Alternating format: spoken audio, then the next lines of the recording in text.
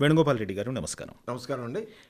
మీరు 11 ఏళ్లుగా ఏకలవ్య ఫౌండేషన్ అనే ఈ స్వచ్ఛంద సంస్థను నడుపుతూ ముఖ్యంగా ఆదిలాబాద్ జిల్లాని కేంద్రంగా చేసుకుని అందులోనూ ముఖ్యంగా గిరిజన గ్రామాల్లో, తాండాల్లో, గూడాల్లో మంచి వ్యవసాయ పద్ధతులు, ముఖ్యంగా రైతుల మీద భారం కాని వ్యవసాయ పద్ధతులు, తర్వాత గ్రామాల్లో స్వయం నిర్ణాయక శక్తి, స్వయం పరిపాలన, వాళ్ళ వ్యవసాయము, వాళ్ళ గ్రామపు అభివృద్ధి అంతా ఒక స్వచ్ఛంద సంస్థ, ఒక ప్రభుత్వము సహాయం చేస్తేనే చేయగలిగే పద్ధతిలో కాకుండా వాళ్ళంతా వాళ్ళు తమ నిర్వహణ సామర్థ్యాన్ని పెంపొందించుకోవడానికి వీలుగా వాళ్లకు తోడ్పాటు అందిస్తూ వాళ్లే తమ విధి విధానాలను భవిష్యత్తులో ఎలా ముందుకు పోవాలనే నిర్ణయం చేసుకోవడానికి, వాళ్ళను శక్తిమంతులుగా చేయడానికి మీ సంస్థ ప్రయత్నిస్తూ ఉంది. సరే, కానీ ఈ మధ్య కాలంలో మీరు వ్యక్తిగతంగానూ ఏకలవ్య ఫౌండేషన్ కూడా సేంద్రియ వ్యవసాయం మీద ఎక్కువగా దృష్టి కేంద్రీకరిస్తూ ఉన్నారు. ఎందుకు కలిగింది మీకు ఈ ఆలోచన? ఇది వెళ్ళవలసిన దారి అని మీకెందుకు అనిపించింది? ఏ దేశమైనానండి ప్రగతి చెందాలంటే ప్రజలు ఆరోగ్యవంతులై ఉండాలండి. అప్పుడు మాత్రమే అనారోగ్యానికి అయ్యే ఖర్చు తగ్గడమే కాకుండా పని దినాలు పెరుగుతాయి, ఉత్పత్తి పెరుగుతుంది. ప్రగతికి చాలా అవసరం ఇది. దురదృష్టం ఏంటంటే అధిక ఉత్పత్తి కావాలనేటువంటి ఒక యోజనలో మనము కావాలని కాదు కానీ ఒక తప్పుడు అడిగేసాం. ఇప్పుడు దాన్ని సవరించుకోవాల్సిన దశలో ఉన్నాం మనం. అంటే ఆరోగ్యంగా ఉండటం అనేది మనిషి మొదటి ధర్మం. అవును, దానికే విఘాతం ఏర్పడింది. ఎందుకంటే ఆరోగ్యానికి అనవసరమైనటువంటి తిండి తిన్నప్పుడు మాత్రమే మనిషి ఆరోగ్యంగా ఉంటాడు. ఒకప్పుడు ఇండస్ట్రియల్ పొల్యూషన్, పరిశ్రమల కారణంగా చాలా నీరు, గాలి, భూమి కలుషితం అవుతుందని బాధపడేవాళ్ళం. ఈ రోజున దానికి పోల్చి చూసినట్లయితే వ్యవసాయంతో అనేక రెట్లు కలుషితం అయిపోతుంది వాతావరణం. అది కావాలని చేసింది కాదు, అధిక ఉత్పత్తి కావాలి అనేటువంటి ఆలోచనలో జరిగినటువంటి ప్రక్రియ. ఇది అందరూ ఫీల్ అవుతున్నారు. ఇది కానీ ఎట్లా వెనక్కి రావాలి అనే విషయంలో ఒక రకమైనటువంటి ఆలోచనలో పడ్డాము. దీనికి ప్రజలు, ప్రభుత్వం రెండు కూడా కలిసి రావాలి. మా ఆలోచన ఎంతవరకు అంటే ఒక అనుసరించదగినటువంటి ఒక రెప్లికబుల్ మోడల్ అంటాం చూసారా, అలాంటి నమూనాని, అనుసరించదగిన ఒక నమూనాన్ని మనం కానీ చూపించగలిగినట్టయితే దానిని స్కేలప్ చేయాల్సిన బాధ్యత ప్రభుత్వాన్ని, పెద్దదిగా చేయాల్సింది. అలాంటి నమూనాని తయారు చేసేటువంటి పనిలో మేము పడ్డాం ఇప్పుడు. అంటే సేంద్రియ వ్యవసాయం ఈ పద్ధతుల్లో వెళ్తే చక్కగా పనిచేస్తుంది, ఇది లాభకరమైనది, దీన్ని ఎవరైనా ఆచరించవచ్చు, ఈ పద్ధతుల్లో వెళ్తే ఎక్కడైనా చేయవచ్చు అని ఒక గట్టి ఉదాహరణను మీరు చూపించాలి. అంటే ఇంతవరకు సేంద్రియ వ్యవసాయం గురించి ఎన్నో ప్రయత్నాలు జరుగుతున్నాయి. వాటి గురించి సిద్ధాంతాలు చేసిన వాళ్ళు ఉన్నారు, ప్రచారం చేస్తున్న వాళ్ళు ఉన్నారు. వాళ్ళందరిలో కూడా మీకు ఈ పద్ధతిలో వెళ్ళవచ్చని నిశ్చయంగా ఇది లభించలేదా? ఈ రోజు దాకానండి శాస్త్రీయంగా ఏది ఖరారు కాలేదండి. ఆ విషయాన్ని మనం ముందు అంగీకరించాలి. అనేక పద్ధతులు రంగంలోకి వచ్చాయి. ఎవరి పద్ధతులు ఇదే సత్యమని అందరూ చెప్తున్నారు. ఈరోజు మేము అనుకున్నది ఎవరికి వారు చెప్తున్నారు. దీనికి మేము అనుసరించే పద్ధతి ఏంటంటే దేన్ని తృణీకరించవద్దు. మీకు నచ్చిన పద్ధతిలో మీరు చేయండి. లక్ష్యం ఒకటే, ఆరోగ్యవంతమైనటువంటి ఉత్పత్తులను మీరు అందించాలి సమాజానికి. ఏం పర్వాలేదు, మీ పద్ధతులు మీరు తయారు చేయండి. అయితే దీనిని శాస్త్రబద్ధం చేసినట్లయితే రుజువు అవుతుంది. ఇవాళ కాకపోతే రేపు కాకపోతే ఎల్లుండని రుజువు అవుతుంది.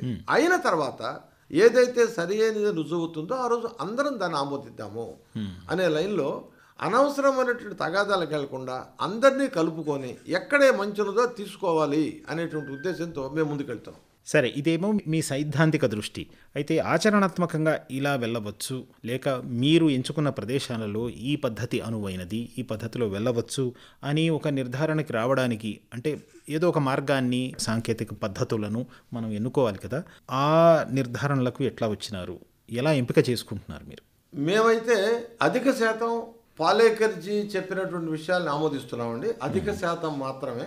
కొన్ని విషయాల్లో ఇంతకంటే మరొక మార్గంలో వెళ్ళడం అవసరము ఈ ఒక అంశంలో అన్నప్పుడు మేము ఆ రకంగా కూడా వెళ్తూ ఉన్నామండి. అయితే మేము ఎవరితో అయితే కలిసి పనిచేస్తున్నామో వాళ్ళు ఏ మార్గంలో ముందుకెళ్ళినా మాకు అభ్యంతరం లేదని చెప్తున్నాం, తగాదా పెట్టుకోవటం లేదు.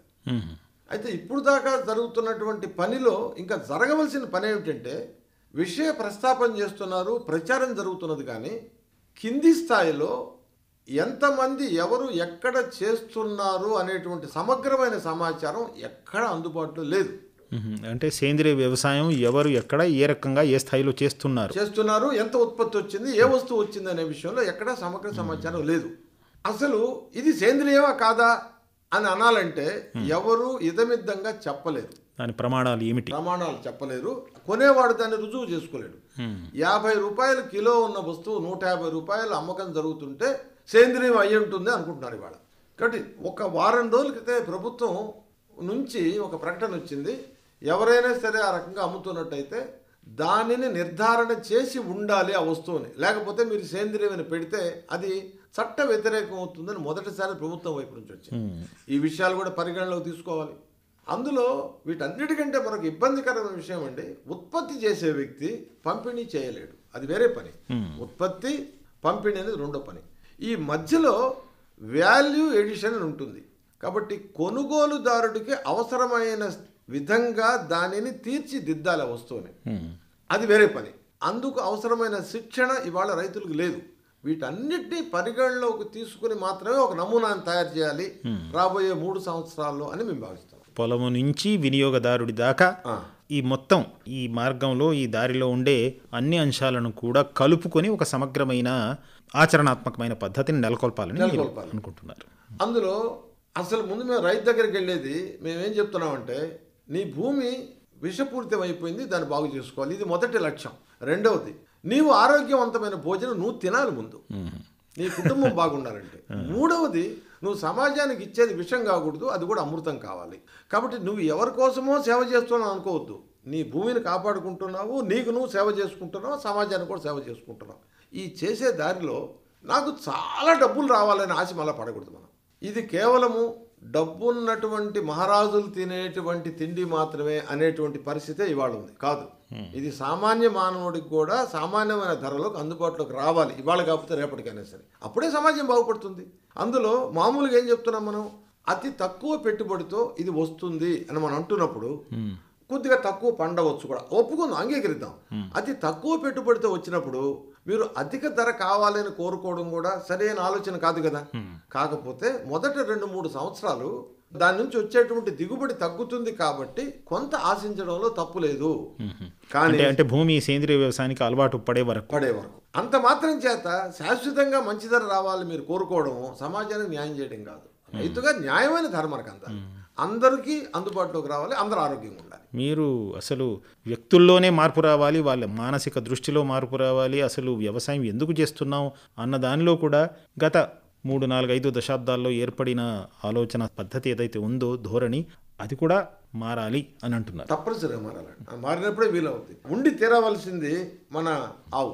ఆ ఆవు కూడా మనకు జెర్సీ ఆవు కాదండి, కాకుండా నాటు ఆవే కావాలి మనకు. ఎందుకని నాటు ఆవు అంటే అది మరి పరిశోధించాల్సిన విషయం. అది ఆ ఆవు పేడ మాత్రమే ఇలా ఎందుకున్నది, ఆవు మూత్రం మాత్రమే ఇలా ఎందుకున్నది అని పరిశోధించాలి. అండ్ ఇప్పటిదాకా మాకు తేలింది ఏంటంటే, ఇన్ని సంవత్సరాలుగా విషపూరితమైన భూమిని కేవలం ఆవు పేడ, ఆవు మూత్రము, దాని ద్వారా తయారైనటువంటి ఔషధాలు మాత్రమే తిరిగి జీవం తీసుకొచ్చేస్తున్నాయి. ఒక్క సంవత్సరం సమయంలో తీసుకొచ్చేస్తున్నాయి, ఎక్కువ సమయం పట్టడం లేదు.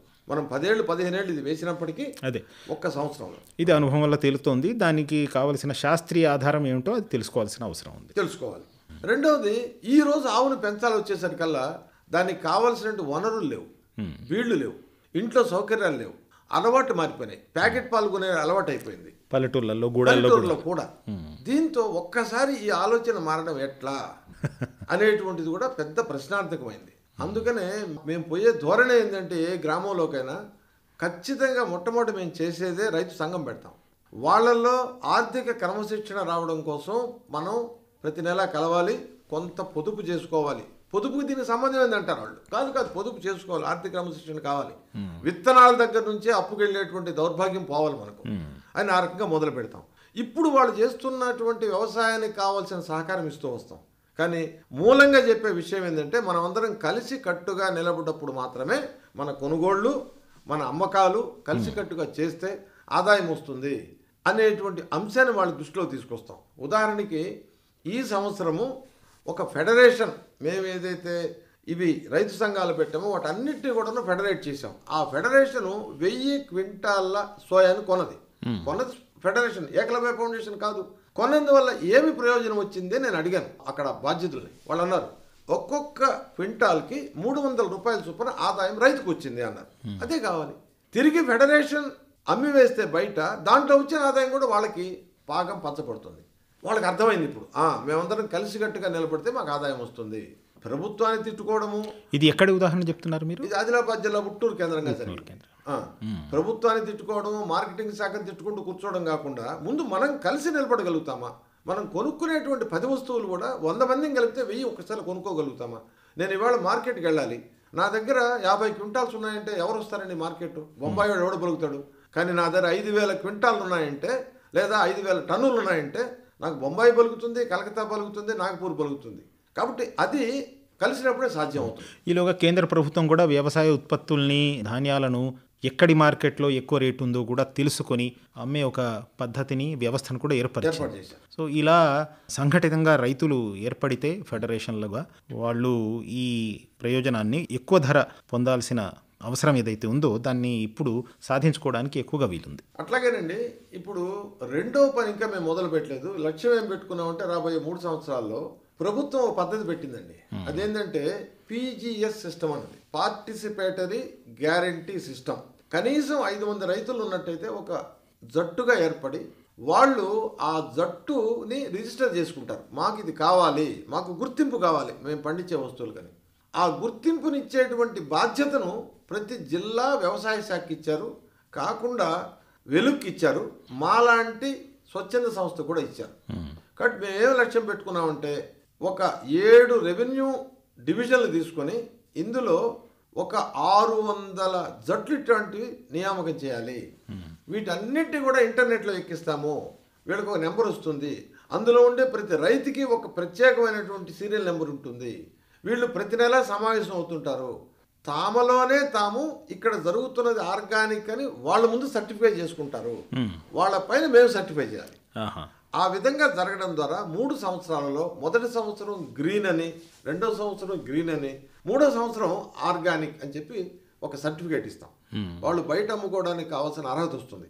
అలాంటి గ్రూపులు కనీసం ఒక 600 ఫామ్ చేసి ఒక 3000 మంది రైతులకు శిక్షణ ఇచ్చి 10,000 ఎకరాల్లో దిగుబడి తీసుకురావాలి. అందులో ఏ రైతు తనకు ఎన్ని ఎకరాలు ఉంటే ఎన్ని ఎకరాల్లో ఏమి వేశాడు, ఎంత పండించాడు అనేది కూడా ఇంటర్నెట్లో కనబడిపోవాలి. ఇది మా మొదటి పార్ట్ అండి. ఇది లక్ష్యం.